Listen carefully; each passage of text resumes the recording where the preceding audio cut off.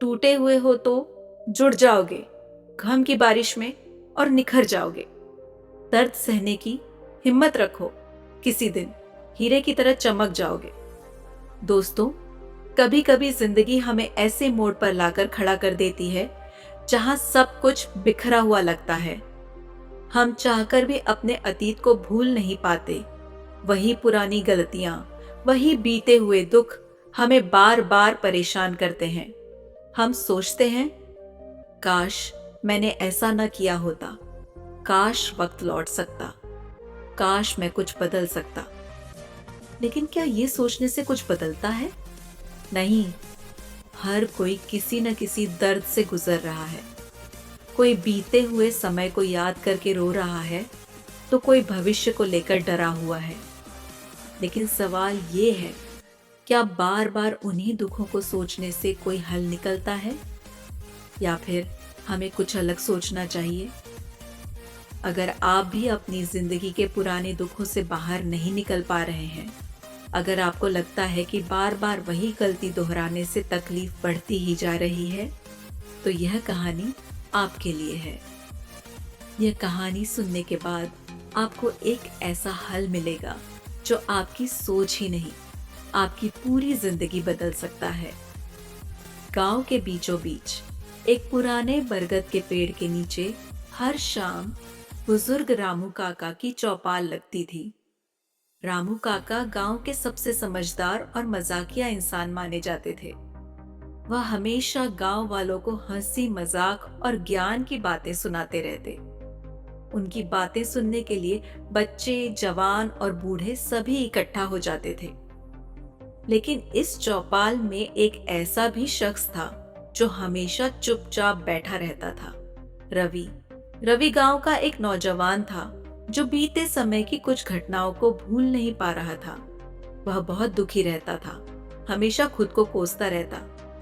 उसे लगता था कि उसकी पिछली गलतियां उसकी जिंदगी को हमेशा के लिए बर्बाद कर चुकी हैं।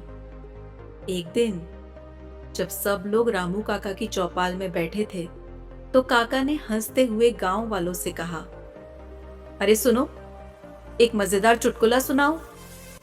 गांव वाले भी उत्सुकता से बोले, हाँ काका, सुनाइए। रामू काका ने ठहाका लगाते हुए कहा, डॉक्टर, चश्मा किसके लिए बनवाना है? बबलू, टीचर के लिए। डॉक्टर, पर क्यों? बबलू, क्योंकि उन्हें मैं हमेशा गधा ही नजर आता हूँ। पूरा गांव हंसी से गूंज उठा। हर कोई ठहाके मारकर हंस रहा था। बस एक रवि ही था जो चुपचाप सिर झुकाए बैठा था। अगले दिन रामू काका ने फिर वही चुटकुला सुनाया।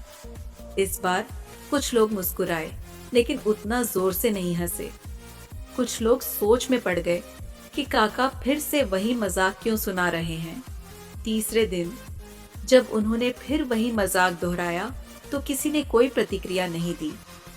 कुछ लोग ऊब चुके थे, कुछ ने आंखें घुमा ली और कुछ ने तो झुंझलाते हुए कहा, अरे काका, अब बस करिए, ये मजाक पहले सुना था, अब इसमें कोई मजा नहीं।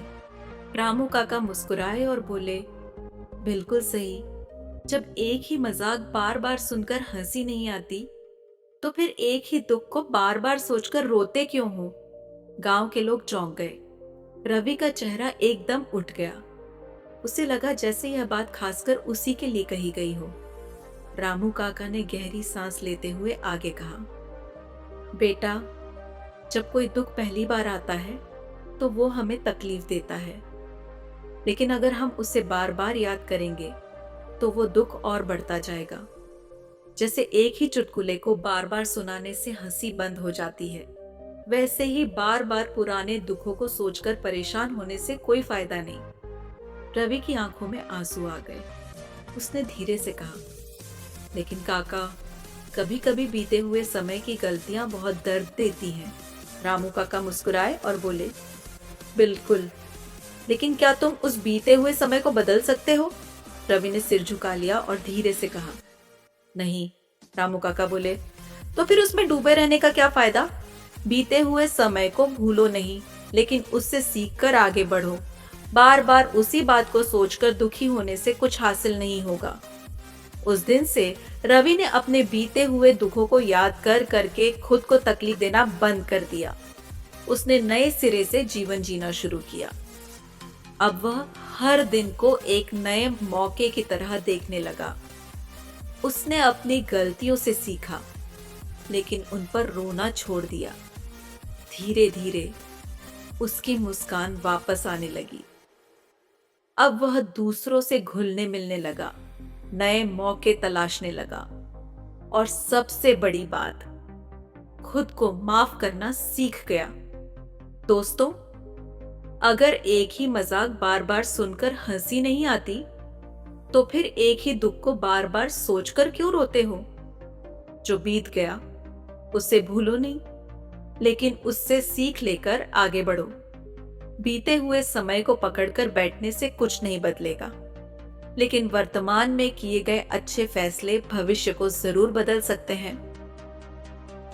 अगर आपको ये कहानी पसंद आई हो तो इसे लाइक करें, चैनल को सब्सक्राइब करें और अपनी राय कमेंट में जरूर बताएं। मिलते हैं अगली प्रेरणादायक कहानी में। धन्यवाद।